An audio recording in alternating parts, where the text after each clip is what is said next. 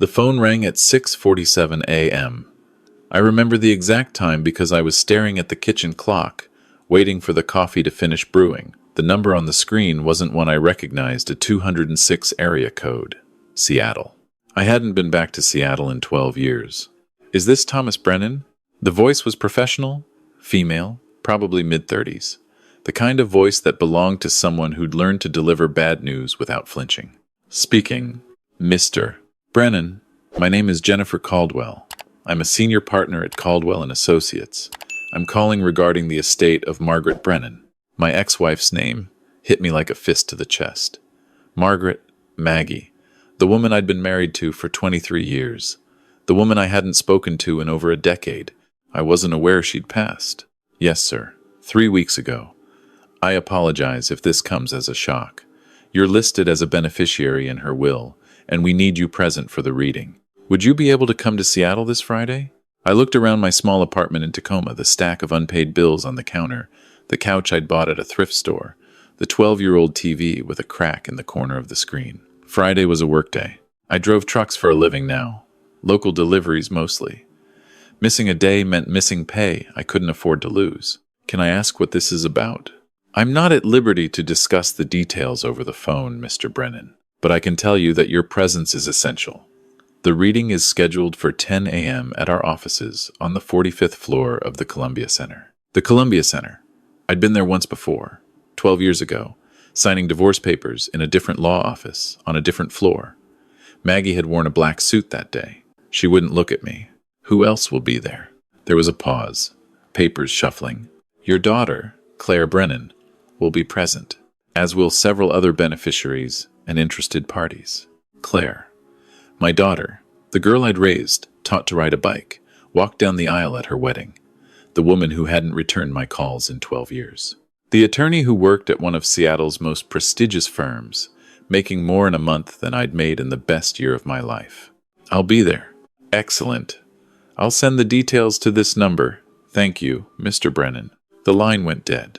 I stood there holding the phone, watching my coffee maker sputter out the last drops, thinking about a day 12 years ago when everything fell apart. It was April 2012. I was 50 years old, the chief financial officer of a mid-sized manufacturing company called Hartwell Industries. We made precision components for aerospace applications, small parts that went into big planes. I'd worked there for 18 years, climbed from an entry-level accounting position to the CFO seat. It wasn't glamorous, but it was stable. It was enough. Maggie ran her own consulting business, advising startups on operational efficiency. She was brilliant at it, always 3 steps ahead of everyone else in the room. Claire was 26, fresh out of law school, working as an associate at Morrison & Tate, one of those firms where you billed 80 hours a week and pretended you loved every minute of it. We were comfortable. Not wealthy, but comfortable. We had a nice house in Ballard, took a vacation every summer, had money saved for retirement. Normal, safe. Then Gerald Hartwell, the founder and CEO of Hartwell Industries, called me into his office on a Tuesday morning in April.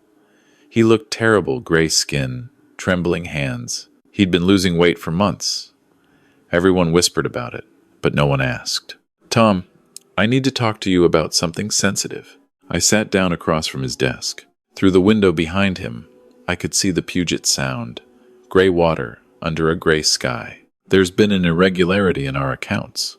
The SEC is asking questions. My stomach dropped. What kind of irregularity? The kind that involves offshore accounts and unreported revenue. The kind that's going to bring this whole company down unless someone takes responsibility. He slid a folder across the desk. I opened it. Pages of financial statements, transaction records, account numbers in the Cayman Islands. My signature was on half of them. Gerald, I didn't. I know you didn't. His voice was quiet. I did. I've been siphoning money for 3 years. Started small, then got bigger. I have stage 4 pancreatic cancer, Tom. 6 months to live, maybe less. I wanted to leave something for my family. Something beyond the bankruptcy proceedings that are about to destroy this company. You forged my signature. Yes. I stared at the documents. $3 million. That's how much he'd stolen. And all of it traced back to accounts that appeared to be under my control. The SEC investigation starts next week. If they find what I think they're going to find, this company shuts down. 340 employees lose their jobs. The bankruptcy will be ugly, drawn out. Suppliers won't get paid. Some of them will go under too. So you're asking me to what? Take the fall for you? He met my eyes. I'm asking you to help me end this quickly and cleanly. If you confess to the SEC, tell them you acted alone. We can contain the damage. I've already arranged for the company to be acquired by Stellar Aerospace. They'll keep most of the workforce. It won't be perfect, but it'll save jobs. 340 families will still have paychecks next month. And I go to prison? Yes, 2 to 3 years probably. White-collar crime, first offense, full cooperation. You'd be out in 18 months with good behavior. I should have said no. I should have walked out of that office and called a lawyer. But Gerald kept talking. I know what I'm asking. I know it's wrong. But I'm dying, Tom. If this comes out as my crime, the acquisition falls through. Stellar won't touch us. The bankruptcy happens. And your family Maggie's business depends on her reputation. Claire just started at Morrison and Tate. If this becomes a public scandal, a drawn-out investigation with your name attached to it either way, it destroys them too. At least this way it's fast. You cooperate, you do your time, and when you get out, Maggie and Claire are insulated from it. I've set aside money for them, a trust that pays out monthly. They'll be taken care of. You've got this all figured out. I've had time to think about it. I went home that night and told Maggie everything. We sat at the kitchen table until 3 a.m, going through every option, every possibility. Call a lawyer. Fight it. Expose Gerald. Let the chips fall where they may. But every scenario ended the same way, with our names in the papers, with investigations that would drag on for years, with Claire's promising career tainted by association, with Maggie's clients wondering if they could trust a woman whose husband was under investigation for fraud. If I do this, I finally said, it's over in 18 months. You and Claire move on. I'm the bad guy, but you're both clean. Maggie's face was unreadable. You'd really do this? Go to prison for something you didn't do? To protect you both? Yes. She was quiet for a long time. Then she said, if you do this, I can't stay married to you. You understand that, right? The optics, if I stand by you through this, people will think I knew. They'll think I was complicit. It felt like a knife between my ribs, but she was right. I understand. And Claire can't know the truth. Not ever. If she knows you took the fall for someone else, she'll feel obligated to defend you. It'll consume her. She'll sacrifice her career trying to prove your innocence. We have to let her believe you actually did it. We have to let her hate you. That knife twisted deeper. Maggie, I'm not asking, Tom. I'm telling you how this has to work. You want to protect us? This is what protection looks like. We have to cut ties with you completely. We have to let the world believe you're guilty, and you have to let us go. I confessed to the SEC the next morning. The news broke that afternoon. By evening, Maggie had released a statement through her attorney, saying she was shocked and devastated, that she'd had no knowledge of my actions, that she was filing for divorce immediately. Claire called me that night, crying. Dad, tell me it's not true. Tell me you didn't do this. I wanted to tell her everything. But I heard Maggie's voice in my head. If Claire knew, she'd sacrifice everything trying to save me. I'm sorry, sweetheart. I made some very bad choices. But why? We had enough. We were fine. Why would you risk everything for money we didn't even need? I didn't have an answer that would satisfy her. I was greedy. I thought I was smarter than I was. I'm so sorry. I can't believe this is happening. Mom's falling apart. My firm is asking questions about whether I knew anything. Everyone's looking at me like I'm guilty by association. I know. I'm sorry. You and your mother need to distance yourselves from me, publicly. Make it clear you had nothing to do with this. You want me to what? Pretend I don't have a father? I want you to protect your career. I want you to have the life you've worked so hard for. This is my mess, Claire. Don't let it become yours. She hung up. She didn't call back. The trial was fast. I pled guilty to 3 counts of wire fraud and 1 count of securities fraud. The judge gave me 30 months. I was 51 years old when I walked into the Federal Correctional Institution in Sheridan, Oregon. Maggie filed for divorce while I was awaiting sentencing. She didn't come to the courthouse. Claire didn't either. Gerald Hartwell attended in a wheelchair, looking like death warmed over. He caught my eye once, his expression unreadable. He died 6 weeks after I went to prison. His obituary called him a visionary businessman who'd built Hartwell Industries from nothing. There was a brief mention of the financial irregularities that had occurred near the end of his tenure, but most people remembered him as a titan of Seattle industry. His family inherited a sizable estate, quietly arranged through trusts and offshore accounts that never came up in any investigation. I served 20 months, got out in November 2014 with $800 in my pocket and nowhere to go. Maggie had sold our house. Claire had made partner at Morrison and Tate. I saw the announcement in the Seattle Times.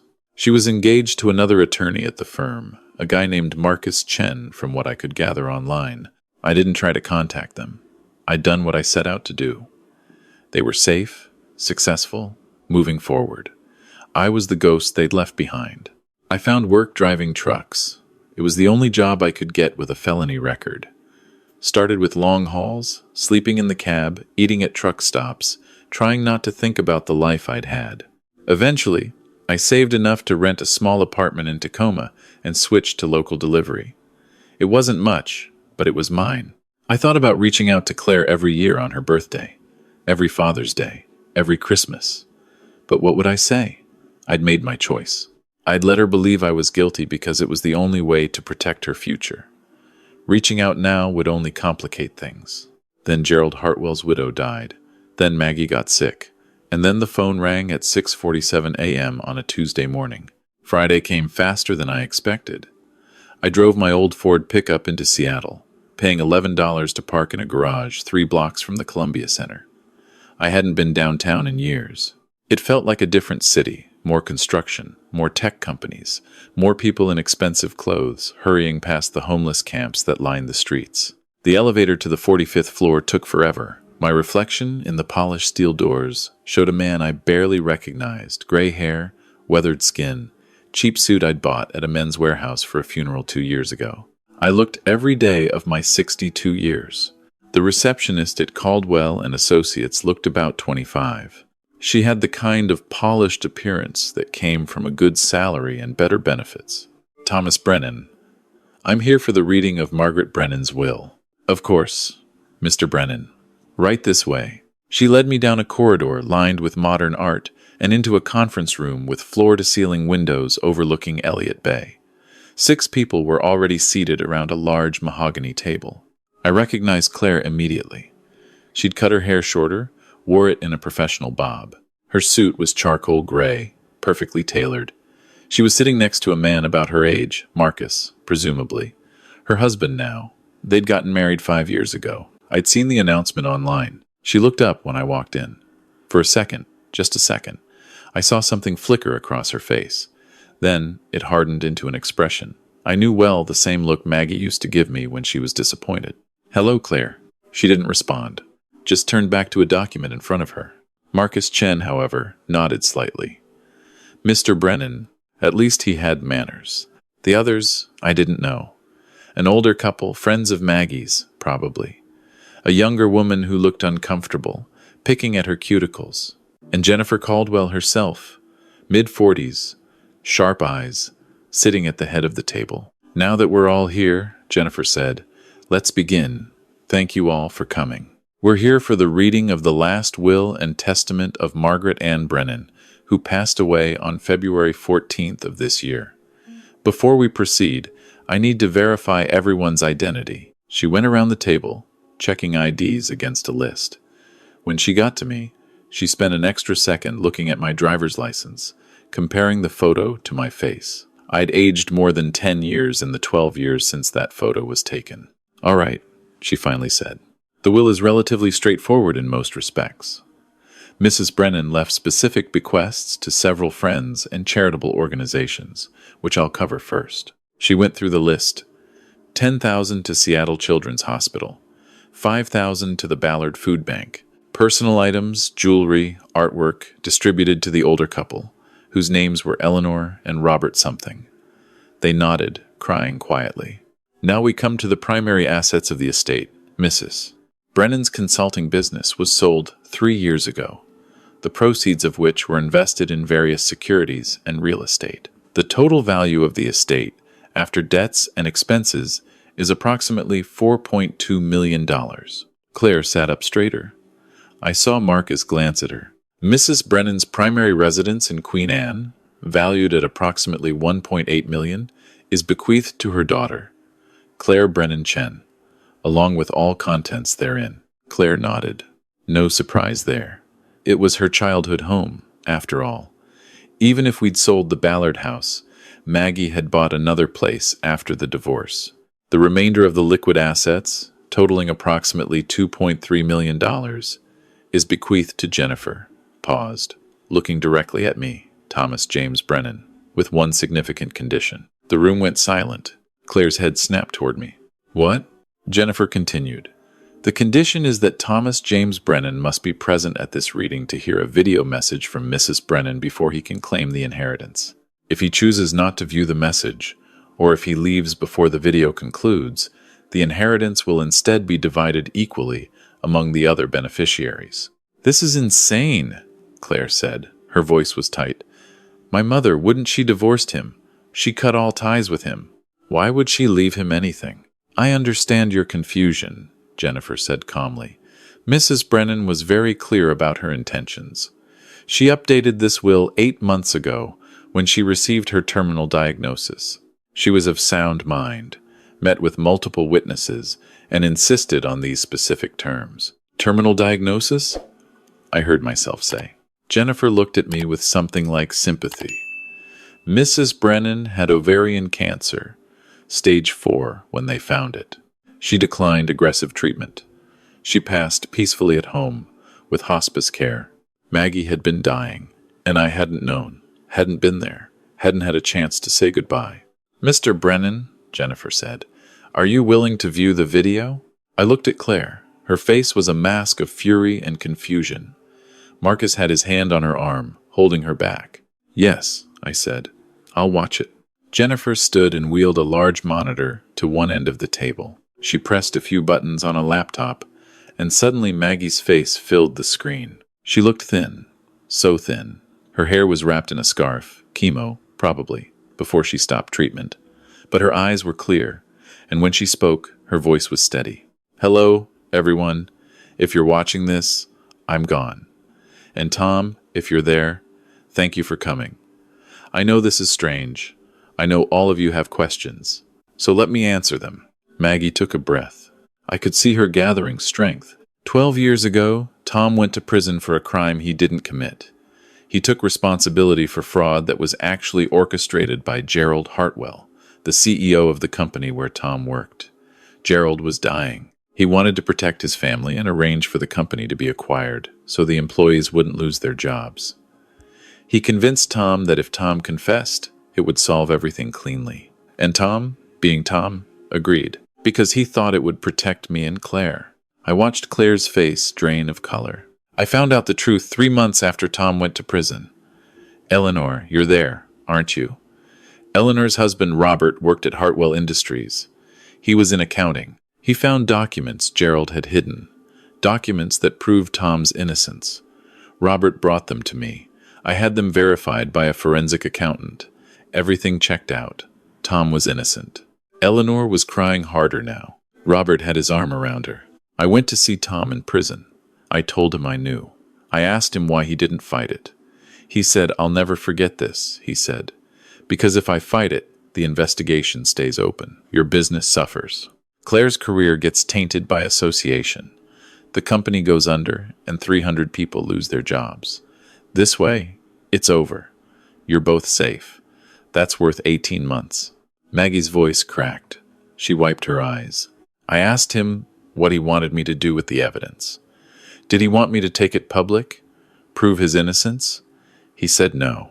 He said by the time everything was sorted out, I'd lose clients. Claire would lose opportunities, and he'd still have a criminal record because the plea deal was already done. He said the best thing I could do was let everyone believe he was guilty and use the time to build stable lives for myself and Claire. He said, "Take care of our daughter. That's all I want." Claire made a sound half sob, half gasp. So I did what he asked. I divorced him. I let the world believe he was guilty. I let Claire believe he was guilty. And it destroyed me. Every day, for 12 years, I've lived with the knowledge that I let an innocent man rot in prison while I rebuilt my life on the foundation of his sacrifice. Maggie was crying now, tears streaming down her face. "Claire, sweetheart, your father is the best man I've ever known. He gave up everything, his career, his reputation, his freedom, his family to protect us. And I repaid him by abandoning him, by letting you grow up hating him for a crime he didn't commit. I told myself I was honoring his wishes. I told myself it was what he wanted. But the truth is, I was a coward. I was afraid of what it would cost me to fight for him. I was afraid of losing my business, my reputation, my comfortable life. So I took the easy way out. I took his sacrifice and ran with it." She wiped her face, trying to compose herself. "When I found out I was dying, I knew I couldn't take this secret to my grave. Tom deserves better than to be remembered as a criminal. Claire deserves to know the truth about her father, and I deserve to be remembered as the coward I was." Maggie looked directly at the camera. "Tom, I'm leaving you what little I can. It's not enough. It'll never be enough. But it's what I have. Use it however you want. Build a life. Find peace. And please, please forgive me for failing you when you needed me most." She turned her attention to someone off camera. "Claire, I know you're angry. You should be. Your father and I lied to you. We stole 12 years from you both. Years when you could have had your father in your life. Years when he could have walked you down the aisle, met your husband, been part of your success. We took that from you because we thought we were protecting you. We were wrong. I was wrong. Your father loved you so much, he was willing to let you hate him. And I loved myself too much to tell you the truth. I hope you can forgive him. I don't expect you to forgive me." The video ended. The screen went black. The silence in the room was deafening. Claire was staring at the blank screen, tears streaming down her face.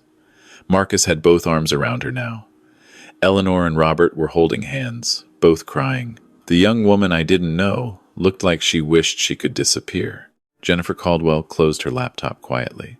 Mrs. Brennan left additional documentation, the forensic accounting reports, statements from Robert Taylor, correspondence between herself and Mr. Brennan. It's all here if you want to review it. But I've verified everything. It's legitimate. I couldn't move, couldn't speak. 12 years. Maggie had known for 12 years and never said a word, never reached out, never told Claire. "Mr. Brennan," Jennifer said gently, "do you accept the bequest?" I looked at Claire. She was shaking, her face buried in Marcus's shoulder. "Can I have a moment alone with my daughter?" Jennifer glanced at Claire, who nodded slightly. "Of course. We'll give you the room." Everyone filed out. Marcus squeezed Claire's shoulder and followed the others, closing the door behind him. Claire and I sat in silence for a long time. Through the windows, I could see ferries crossing the Sound, seagulls wheeling in the gray sky, Seattle going about its business, indifferent to the wreckage of our lives. "You let me hate you," Claire finally said. Her voice was barely above a whisper. "For 12 years, you let me think you were a criminal, a liar, a man who threw away everything we had for greed. I'm sorry." "Sorry?" She looked at me then, her eyes red and swollen. "You're sorry? I didn't come to see you in prison. Not once. I didn't write. I didn't call. When you got out, I didn't check to see if you were okay, if you had a place to live, if you needed anything. I told people I didn't have a father. I erased you from my life. And you just let me? You were building a career. You didn't need the weight of my problems. That wasn't your choice to make." She stood up, pacing. "You didn't get to decide that I was better off without you. You didn't get to sacrifice yourself and expect me to just accept it. I had a right to know the truth. I had a right to fight for you. If you'd fought for me, it would have consumed you. Your whole life would have become about proving my innocence, fighting the system, sacrificing your opportunities. I didn't want that for you. So you chose for me. You and Mom, you both chose for me.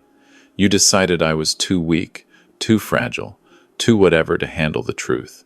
You treated me like a child. We were trying to protect you. I didn't need protection, she shouted. I needed my father.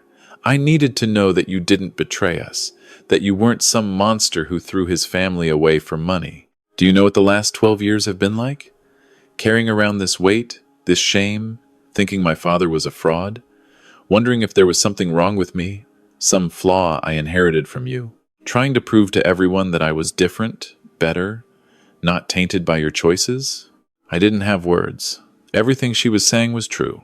I got married 3 years ago, she said, her voice breaking. It was a small ceremony.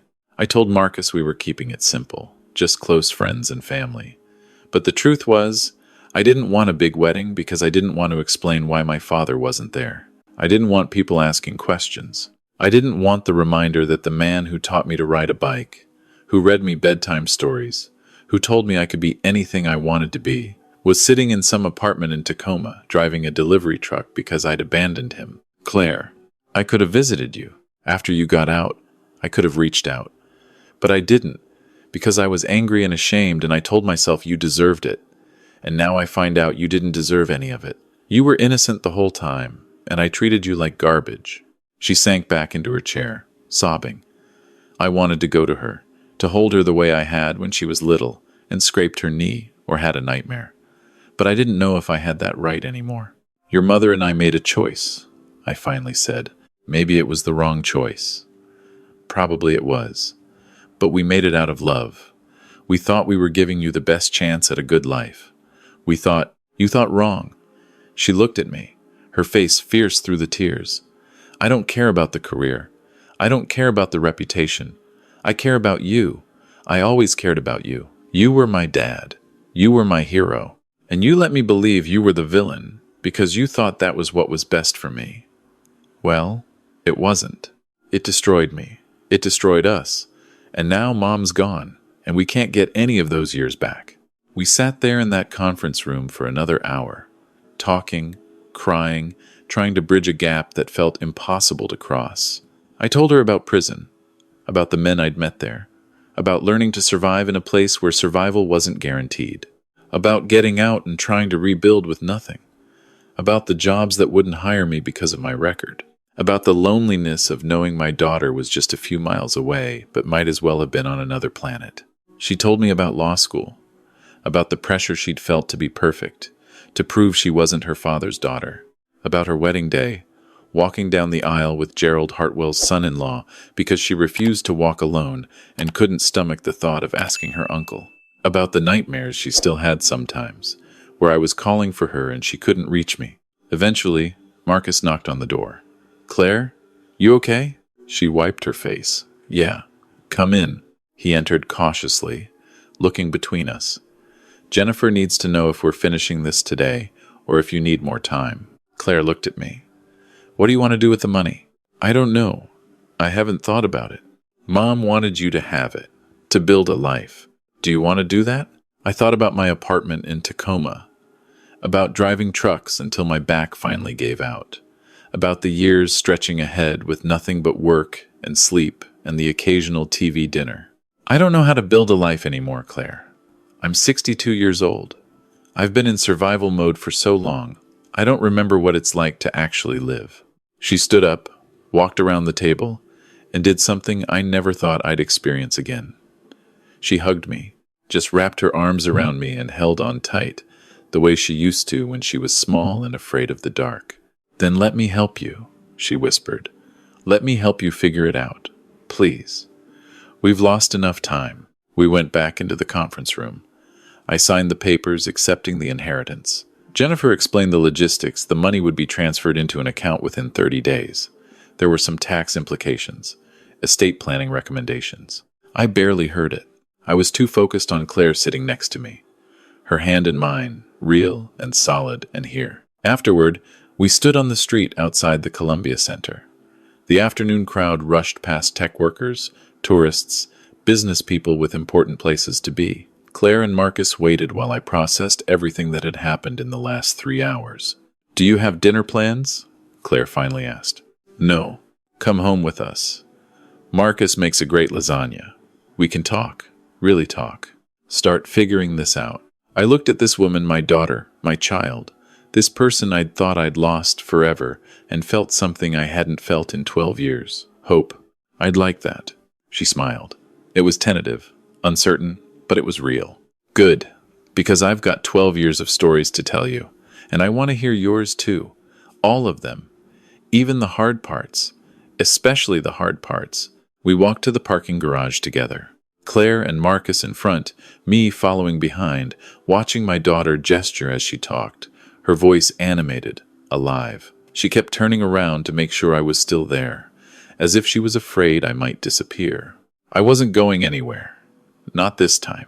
I'd spent 12 years in the wilderness, letting my daughter believe I was someone I wasn't, sacrificing everything because I thought that was what love looked like. But Maggie's last gift, the truth, brutal and painful as it was, had given us a chance to start over, to rebuild from the wreckage. It wouldn't be easy. There were years of hurt to work through, misunderstandings to untangle, trust to rebuild. But for the first time in over a decade, I had hope. I had my daughter back, and that was worth more than any inheritance, any reputation, any sacrifice I'd made. As we reached my truck, Claire stopped. Dad? It was the first time she'd called me that in 12 years. Yeah, sweetheart. I'm glad you're here. Me too, Claire. Me too.